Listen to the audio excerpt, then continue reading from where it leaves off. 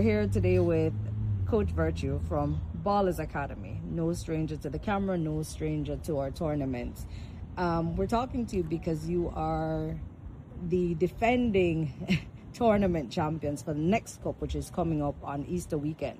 Your tournament champion is because you entered every age group. I think it's important. It's one element of development.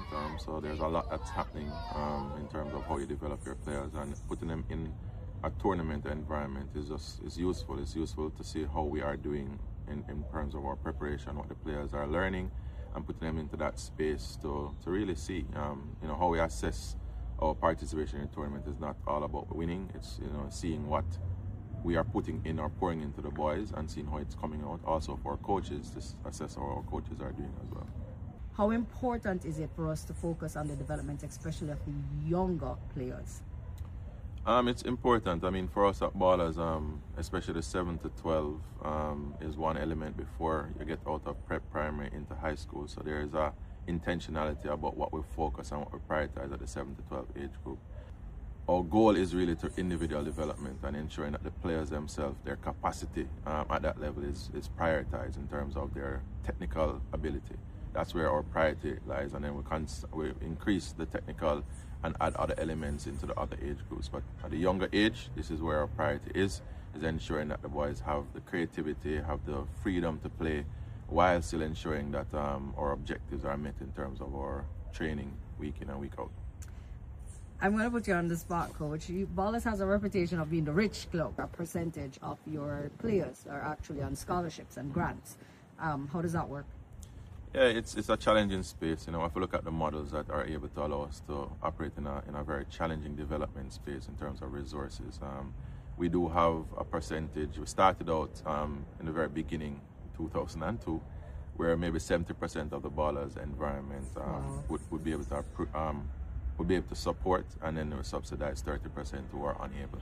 Those numbers are changed. We're now probably at 50-50, where a huge percentage of our kids who want to play and want to participate don't have the resources. They don't have the means by which to come, and the game is open for everybody. So yeah, that might be deemed that is who we are, but it takes a whole lot to do what we do. We have from U6 all the way up to Major League, and the resources to that are not easy. So that might be what is communicated, but for us, we're pouring into our individuals and players, and we get support from local, from overseas, from our local sponsors to allow for more players to get opportunities to be a part of what we do. So I'm hearing it's a matter of perception versus reality. And on that note, Coach, you've been around since 2002, which makes you probably one of the oldest, most functioning academies. And when I say functioning, because we have academies who exist but are not very structured. I think Ballaz is fairly structured. How does that affect you, especially when you're going into tournaments, which sometimes may seem like you have a target on your back from the other clubs and academies and even schools? Well, when you are pouring in and developing the way we're developing, this is a part of the territory. It's what comes with it. If you're going out there and you're doing well and you're performing, and sometimes bad mind is there. But the reality of it is, in order for the sport to grow, we do need to appreciate that there are other teams in the space who are also improving and also growing. Absolutely. And for us to get better, we need to compete against strong opposition, not enemies. So maybe everybody outside, but us as the head of our organizations, our academies, we talk all the time. These are the issues that we grapple with as the heads, but the parents get involved, the spectators get involved, and their perception is that the coaches get involved. And so it creates a very, very toxic, sometimes very challenging environment. Even in our space, we are trying to talk to our parents, and we don't get it right all the time. We're not perfect. And so how do you maintain the balance between, prioritizing, it's about the kids, it's not about us. How do we prioritize that it's about development, not about winning, in a very space where everybody wants to win, everybody is going to win at all costs.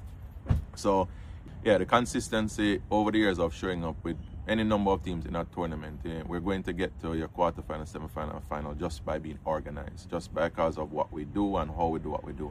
And on any given tournament, the quarterfinal could be a semifinal, could be a final, and you're losing a penalty, you're winning a penalty. So For me, that's what we want. We want to place ourselves in environments where we're able to see ourselves in there, win, learn, or draw. It is important for us that, regardless of what the noise is, how do we prepare our players for the next level? Because it's going to come. And final question, I love that, win, learn, or draw. Because these are development needs, these are grassroots initiatives where the focus should be, yes, everybody wants to win, but I think the focus is a little bit too heavy. As your background, you work with CONCACAF, you interact with FIFA.